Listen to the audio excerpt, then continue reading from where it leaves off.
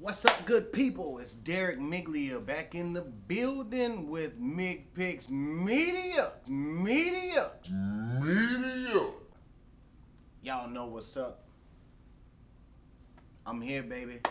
And today, we talking about this beautiful little thing right here. It's so sexy. Look at it. It's so sexy. So sexy. The Z6 II. Brand new, coming out the box. I'm gonna let you know what I think. Actually, we're not gonna do an intro this time. We're just gonna get right to it. I was able to shoot a wedding with this. I've owned it now for about 3 months. I have other cameras, the Sony a7 III, the Sony a7S II.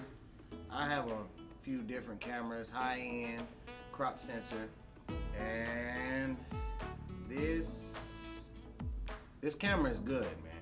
This camera is really good. I found some of the weaknesses, and I'll get over that. I'll explain that later. But overall, this is one of the best hybrid cameras I've ever used in my entire life. This camera, the capabilities of this camera are amazing.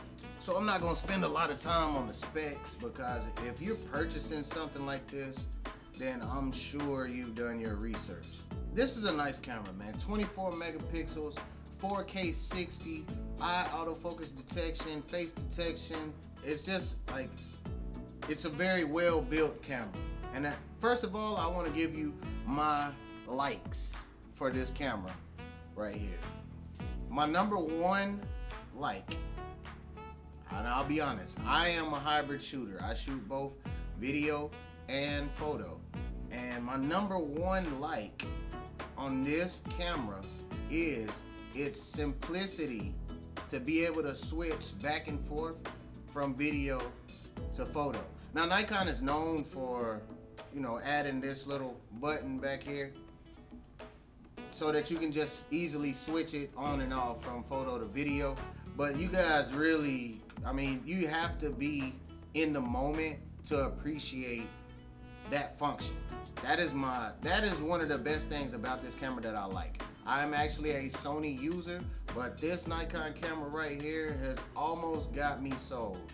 Another thing that I like about this is it has 2 processors. It has a dual processor. So that means it gives it the ability to continue to upgrade, which I think Nikon is just gonna slowly release some of the best stuff so that you don't get it all at once. I don't know, maybe it makes sense. But another thing that I like about this camera is what's called a wide box. And you can actually turn this function on, and whatever's inside of that box will be in focus and everything else will not, including face and eyes, so that you can single out a person in a crowded room, such as in weddings, and you won't have to ever worry about it losing focus or jumping back and forth in focus while you're shooting.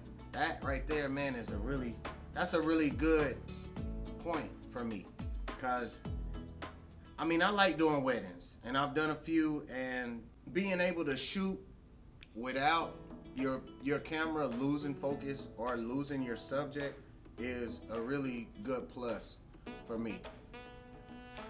Some of the drawbacks. The eye autofocus is not all that great. It doesn't go for a long distance. I did a comparison at my last wedding, and I had my a7 III, Nikon Z6 II, and the Sony a7 III did a lot better at capturing the eye autofocus in a low light situation than the Z6 II. But I just updated it, and the dual processors that are inside of this camera allows it to continue to update with better and more functional features. That is a plus. But it definitely did not impress me on the low light autofocus at all. I will be honest. Another thing that I do like this. The sensor for the EVF, if you can see, is directly connected to the screen So when you flip the screen out, it disconnects the sensor. Ain't that the bomb?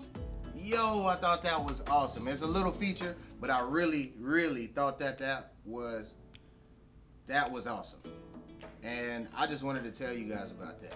Another thing that I like is the adapter, because adapters are known to lose quality when using it and placing a non-native lens, but these cameras actually does an excellent job at holding the good quality while using non-native lens and the adapter. Now this adapter right here gives you the ability to use any of Nikon's f-mount lenses, which they also have a good selection of lenses, and it's only 150 bucks. For the most part, this camera, I would recommend this camera to any hybrid shooter, anybody that's actually getting paid, because it is a little pricey. They just came out, it's a brand new camera, so it's gonna cost you about 2,500 bucks for the camera, but it also comes with 24 to 105, no, 24 to 70